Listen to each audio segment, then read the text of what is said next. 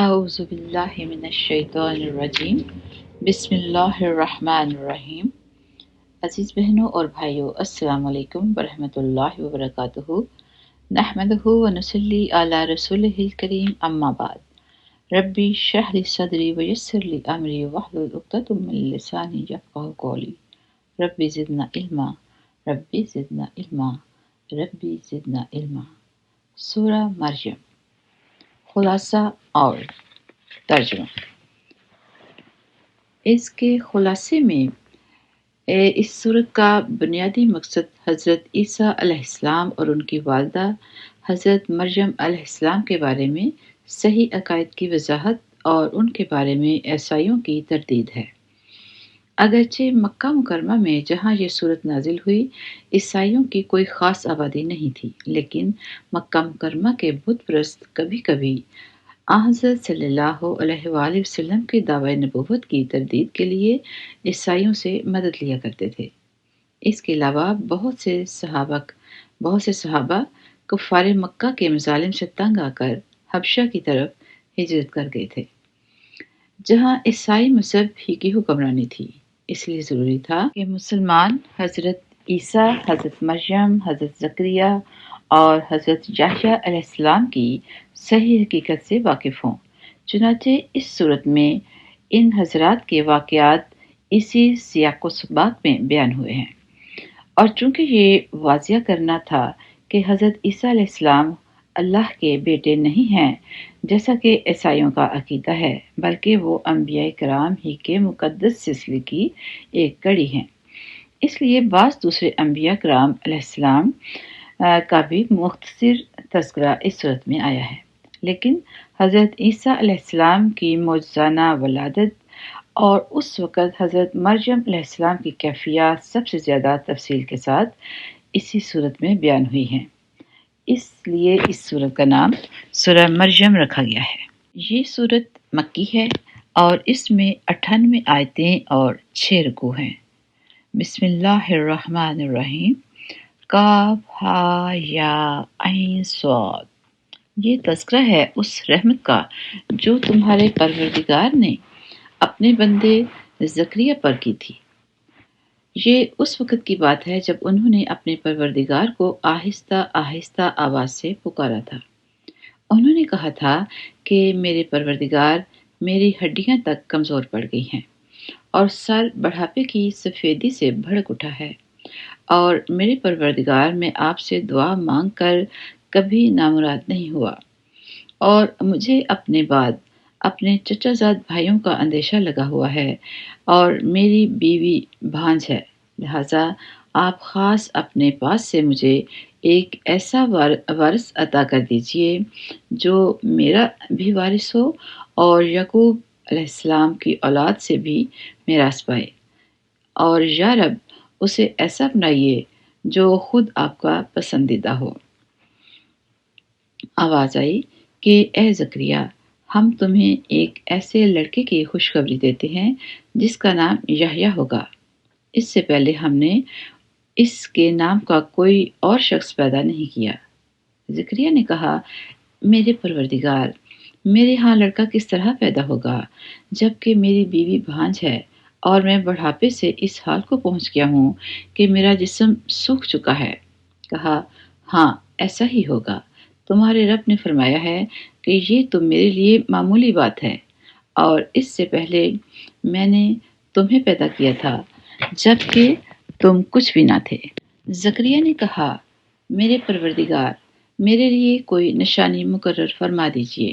فرمایا، تمہاری نشانی یہ ہے کہ تم صحت مند ہونے کے باوجود 3 رات تک لوگوں سے بات نہیں کر سکو گے۔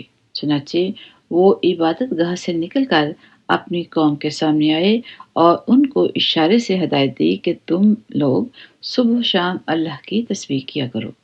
پھر جب یحییٰ پیدا ہو کر بڑے ہو گئے تو ہم نے ان سے فرمایا، اے یحییٰ، کتاب کو مضبوطی سے تھام لو، اور ہم نے بچپن ہی سے ان کو دانائی بھی عطا کر دی تھی، اور خاص اپنے پاس سے نرم دلی اور پاکیزگی بھی، اور وہ بڑے پرہیزگار تھے، اور اپنے والد اور اپنے والدین کے خدمت گزار، نہ وہ سرکش تھے نہ نافرمان۔ اور اللہ تعالیٰ کی طرف سے سلام ہے ان پر اس دن بھی جس روز وہ پیدا ہوئے، اس دن بھی جس روز انہیں موت آئے گی، اور اس دن بھی جس روز انہیں زندہ کر کے دوبارہ اٹھایا جائے گا۔ اور اس کتاب میں مریم کا بھی تذکرہ کرو، اس وقت کا تذکرہ جب وہ اپنے گھر والوں سے علیحدہ ہو کر اس جگہ چلی گئیں جو مشرق کی طرف واقع تھا۔ پھر انہوں نے ان لوگوں کے اور اپنے درمیان ایک پردہ ڈال لیا۔ اس موقع پر ہم نے ان کے پاس اپنی روح یعنی ایک فرشتے کو بھیجا جو ان کے سامنے ایک مکمل انسان کی شکل میں ظاہر ہوا۔ مریم نے کہا، میں تم سے خدائے رحمان کی پناہ مانگتی ہوں، اگر تم میں خدا کا خوف ہے تو یہاں سے ہٹ جاؤ۔ فرشتے نے کہا، میں تو تمہارے رب کا بھیجا ہوا فرشتہ ہوں اور اس لیے آیا ہوں تاکہ تمہیں ایک پاکیزہ لڑکا دوں۔ مریم نے کہا، میرے لڑکا کیسے ہو جائے گا جبکہ مجھے کسی بشر نے چھوا تک نہیں ہے اور نہ میں کوئی بدکار عورت ہوں۔ فرشتے نے کہا، ایسے ہی ہو جائے گا، تمہارے رب نے فرمایا ہے کہ یہ میرے لیے ایک معمولی بات ہے، اور ہم یہ کام اس لیے کریں گے تاکہ اس لڑکے کو لوگوں کے لیے اپنی قدرت کی ایک نشانی بنائیں اور اپنی طرف سے رحمت کا مظاہرہ کریں۔ اور یہ بات پوری طرح طے ہو چکی ہے۔ پھر ہوا یہ کہ مریم کو اس بچے کا حمل ٹھہر گیا، اور جب ولادت کا وقت قریب آیا تو وہ اس کو لے کر لوگوں سے الگ ایک دور مقام پر چلی گئیں۔ پھر زچگی کے درد نے انہیں ایک کھجور کے درخت کے پاس پہنچا دیا۔ وہ کہنے لگیں، کاش کہ میں اس سے پہلے ہی مر گئی ہوتی اور مر کر بھولی بسری ہو جاتی۔ پھر فرشتے نے ان کے نیچے ایک جگہ سے انہیں آواز دی کہ غم نہ کرو، تمہارے رب نے تمہارے نیچے ایک چشمہ پیدا کر دیا ہے، اور کھجور کے تنے کو اپنی طرف ہلاؤ، اس میں سے پکی ہوئی تازہ کھجوریں تم پر جھڑیں گی۔ اب کھاؤ اور پیو اور آنکھیں ٹھنڈی رکھو، اور اگر لوگوں میں سے کسی کو آتا دیکھو تو اشارے سے کہہ دینا کہ آج میں نے خدائے رحمان کے لیے ایک روزے کی منت مانی ہے، اس لیے میں کسی بھی انسان سے بات نہیں کروں گی۔ پھر وہ اس بچے کو اٹھائے ہوئے اپنی قوم کے پاس آئیں۔ وہ کہنے لگے کہ مریم، تم نے تو بڑا غضب ڈھایا۔ اے ہارون کی بیٹی، نہ تو تمہارا باپ کوئی برا آدمی تھا اور نہ تمہاری ماں کوئی بدکار عورت تھی۔ اس بار مریم نے اس بچے کی طرف اشارہ کیا۔ لوگوں نے کہا، بھلا ہم اس سے کیسے بات کریں جو ابھی پالنے میں پڑا ہوا بچہ ہے؟ اس پر بچہ بول اٹھا کہ میں اللہ کا بندہ ہوں، اس نے مجھے کتاب دی ہے اور نبی بنایا ہے، اور جہاں بھی میں رہوں مجھے بابرکت بنایا ہے، اور جب تک زندہ رہوں مجھے نماز اور زکوٰۃ کا حکم دیا ہے، اور مجھے اپنی والدہ کا فرما بردار بنایا ہے، مجھے سرکش اور سنگ دل نہیں بنایا، اور اللہ تعالیٰ کی طرف سے سلامتی ہے مجھ پر اس دن بھی جب میں پیدا ہوا، اور اس دن بھی جس دن میں مروں گا، اور اس دن بھی جب مجھے دوبارہ زندہ کر کے اٹھایا جائے گا۔ یہ ہیں عیسیٰ بن مریم۔ ان کی حقیقت کے بارے میں سچی بات یہ ہے جس میں لوگ جھگڑ رہے ہیں۔ اللہ کی یہ شان نہیں ہے کہ وہ کوئی بیٹا بنائے، اس کی ذات پاک ہے۔ جب وہ کسی بات کا فیصلہ کر لیتا ہے تو بس اس سے یہ کہتا ہے کہ ہو جا، چنانچہ وہ ہو جاتی ہے۔ اور اے پیغمبر، لوگوں سے کہہ دو کہ یقیناً اللہ میرا بھی پروردگار ہے اور تمہارا بھی پروردگار، اس لیے اس کی عبادت کرو، یہی سیدھا راستہ ہے۔ پھر بھی ان میں سے مختلف گروہوں نے اختلاف ڈال دیا ہے، چنانچہ جس دن یہ ایک زبردست دن کا مشاہدہ کریں گے اس دن ان کی بڑی تباہی ہوگی جنہوں نے کفر کا ارتکاب کیا ہے۔ جس روز یہ ہمارے پاس آئیں گے اس دن یہ کتنے سننے والے اور دیکھنے والے بن جائیں گے، لیکن یہ ظالم آج کھلی گمراہی میں پڑے ہوئے ہیں۔ اور اے پیغمبر، ان کو اس پچھتاوے کے دن سے ڈرائیے جب ہر بات کا آخری فیصلہ ہو جائے گا، جبکہ یہ لوگ اس وقت غفلت میں ہیں اور ایمان نہیں لا رہے۔ یقین جانو کہ زمین اور اس پر سارے رہنے والوں کے وارث ہم ہی ہوں گے اور ہماری طرف سے ان سب کو لوٹایا جائے گا۔ اور اس کتاب میں ابراہیم کا بھی تذکرہ کرو، بے شک وہ سچائی کے خوگر نبی تھے۔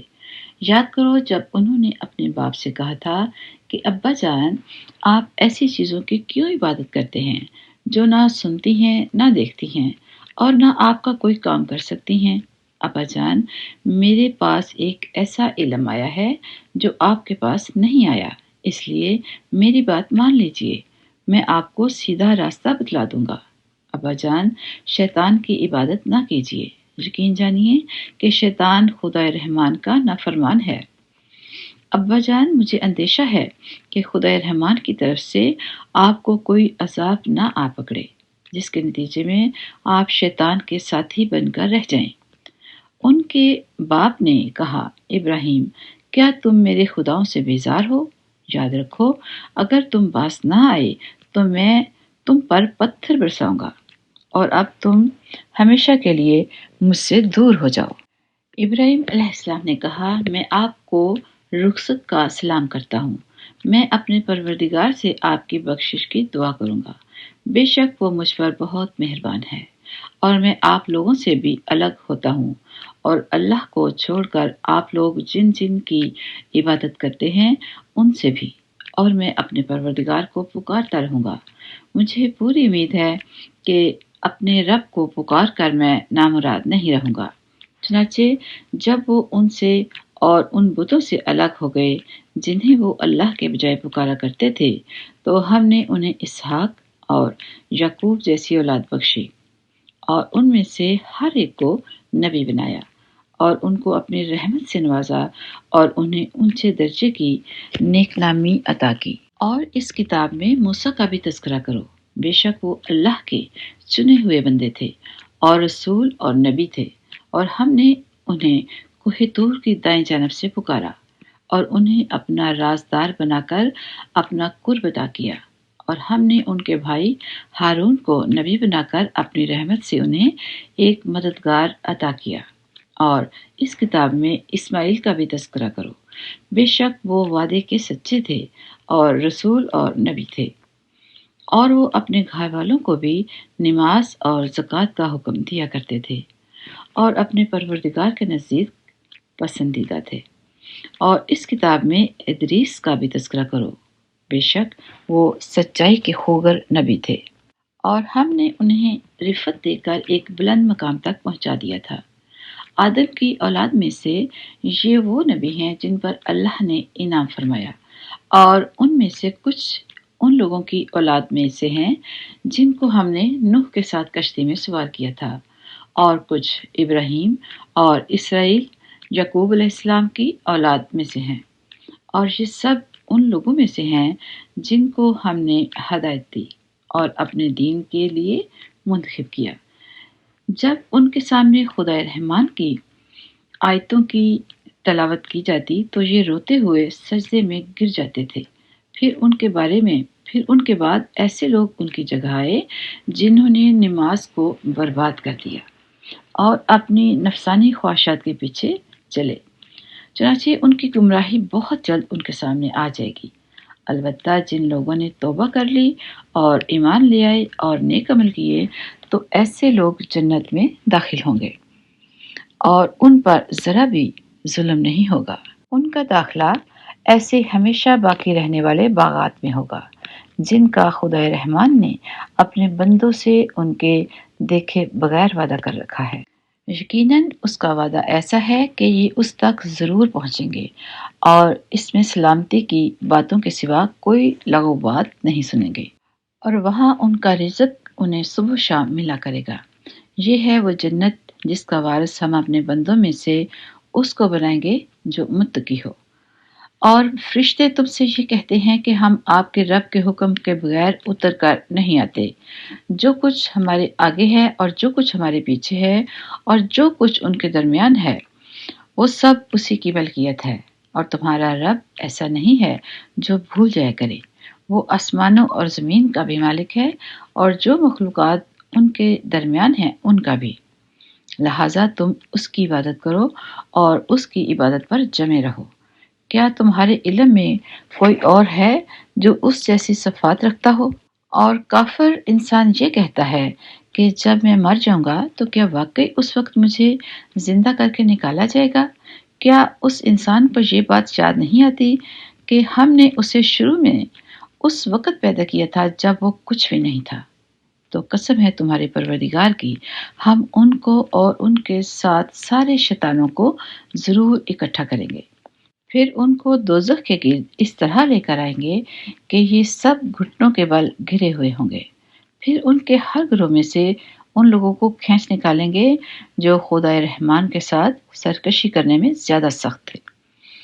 پھر یہ بات ہم ہی خوب جانتے ہیں کہ وہ لوگ کون ہیں جو سب سے زیادہ اس دوزخ میں جھونکے جانے کے زیادہ مستحق ہیں، اور تم میں سے کوئی نہیں ہے جس کا اس دوزخ پر گزر نہ ہو۔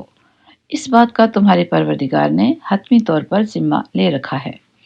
پھر جن لوگوں نے تقوی اختیار کیا ہے انہیں تو ہم نجات دے دیں گے، اور جو ظالم ہیں انہیں اس حالت میں چھوڑ دیں گے کہ وہ اس دوزخ میں گھٹنوں کے بل پڑے ہوں گے۔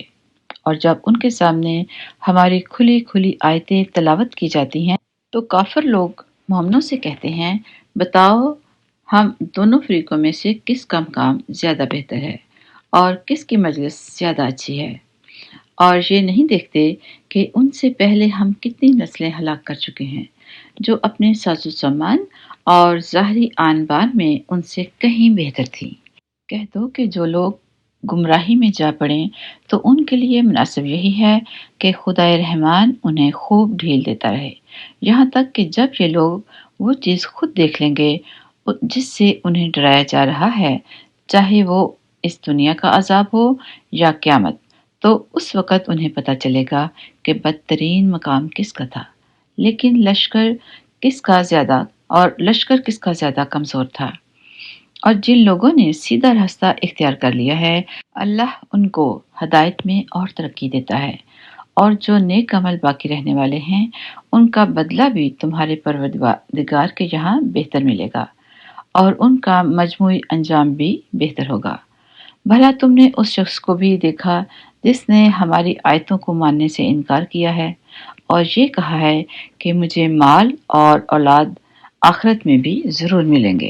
کیا اس نے عالم غیب میں جھانک کر دیکھ لیا ہے یا اس نے خدائے رحمان سے کوئی عہد لے رکھا ہے؟ ہرگز نہیں۔ جو کچھ یہ کہہ رہا ہے ہم اسے بھی لکھ رہے ہیں اور اس کے عذاب میں اور اضافہ کر دیں گے، اور جس مال اور اولاد کا یہ حوالہ دے رہا ہے اس کے وارث ہم ہوں گے، اور یہ ہمارے پاس تنہا تنہا آئے گا۔ اور ان لوگوں نے اللہ کے سوا دوسرے معبود اس لیے بنا رکھے ہیں تاکہ وہ ان کی پشت پناہی کریں، اور یہ سب غلط بات ہے، تو وہ تو ان کی عبادت ہی کا انکار کر دیں گے اور الٹے ان کے مخالف ہو جائیں گے۔ اے پیغمبر، کیا تمہیں یہ معلوم نہیں ہے کہ ہم نے کافروں پر شیاطین چھوڑ رکھے ہیں جو انہیں برابر اکساتے رہتے ہیں، لہذا تم ان کے معاملے میں جلدی نہ کرو، ہم تو ان کے لیے گنتی گن رہے ہیں۔ اس دن کو نہ بھولو جس دن ہم سارے متقی لوگوں کو مہمان بنا کر خدا رحمان کے پاس جمع کریں گے، اور مجرموں کو پیاسے جانوروں کی طرح ہنکا کر دوزخ کی طرف لے جائیں گے۔ لوگوں کو کسی کی سفارش کرنے کا اختیار بھی نہیں ہوگا سوائے ان لوگوں کے جنہوں نے خدا رحمان سے کوئی اجازت حاصل کر لی ہو۔ اور یہ لوگ کہتے ہیں کہ خدا رحمان کی کوئی اولاد ہے۔ ایسی بات کہنے والوں، حقیقت یہ ہے کہ تم نے بڑی سنگین حرکت کی ہے۔ کچھ بعید نہیں کہ اس کی وجہ سے آسمان پھٹ پڑیں، زمین شق ہو جائے اور پہاڑ ٹوٹ کر گر پڑیں کہ ان لوگوں نے خدا رحمان کے لیے اولاد ہونے کا دعویٰ کیا ہے۔ چنانچہ حالانکہ خدا رحمان کی یہ شان نہیں ہے کہ اس کی کوئی اولاد ہو، آسمانوں اور زمین میں جتنے لوگ ہیں ان میں سے کوئی ایسا نہیں ہے جو خدا رحمان کے حضور بندہ بن کر نہ آئے۔ یقین رکھو کہ اس نے سب کا احاطہ کر رکھا ہے اور انہیں خوب اچھی طرح گن رکھا ہے، اور قیامت کے دن ان میں سے ایک ایک شخص اس کے پاس اکیلا آئے گا، ہاں بے شک جو لوگ ایمان لے آئے ہیں اور انہوں نے نیک عمل کیے ہیں، خدائے رحمان ان کے دلوں میں محبت پیدا کر دے گا۔ چنانچہ اے پیغمبر، ہم نے اس قرآن کو تمہاری زبان میں آسان بنا دیا ہے تاکہ تم اس کے ذریعے متقی لوگوں کو خوشخبری دو اور اسی کے ذریعے ان لوگوں کو ڈراؤ جو ضد کی وجہ سے جھگڑے پر آمادہ ہیں۔ ان میں سے پہلے ہم کتنی قوموں کو ہلاک کر چکے ہیں۔ کیا تمہیں ٹٹولنے سے بھی ان میں سے کسی کا پتہ ملتا ہے یا ان میں سے کسی کی بھنک بھی تمہیں سنائی دیتی ہے؟ سبحان ربک رب العزت عما یصفون وسلام علی المرسلین الحمد للہ رب العالمین۔ سبحانک اللہم و بحمدک نشہد ان لا الہ الا انت نستغفرک و نتوب الیک۔ السلام علیکم ورحمۃ اللہ وبرکاتہ۔